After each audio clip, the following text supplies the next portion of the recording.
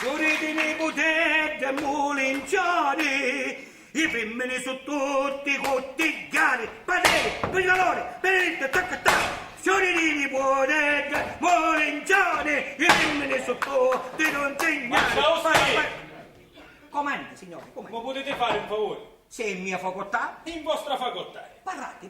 Fossi in favore, chiedo non cantare, va? Ma vedi che faccio, stono? No, anzi, senti che ho donato una ciancianetta. Eh. Però siccome io stai studiando, sento a voi e mi del sacco. Ho capito, non si preoccupi, sarà favorito. Lei si introduca che non canto più. Favorito anche lei, grazie, ma sono Prego. Giuri, vivi parmente mulinciani, e l'omini come a voi così cafoni, ne li scicamo su tali tappini, oi lì oi là,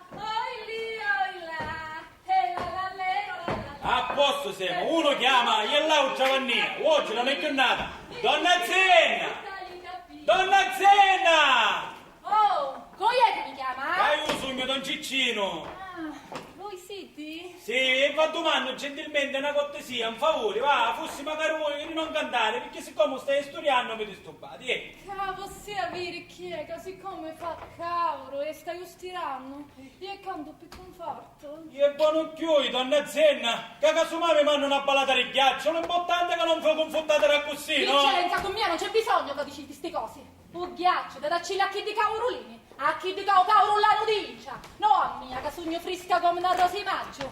Noi non canto più, contento? Va voluta magari lei, grazie.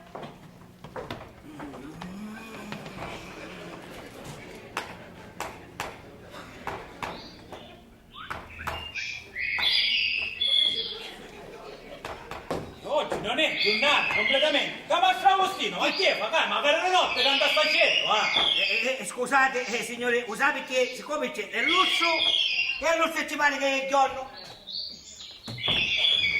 Liscianzino, oh papà, non cantare più, il signore deve studiare, ha capito? Dai, sì, ho capito, ora è notte, tu o cucchiati, ah poi domani mattina se ne parla.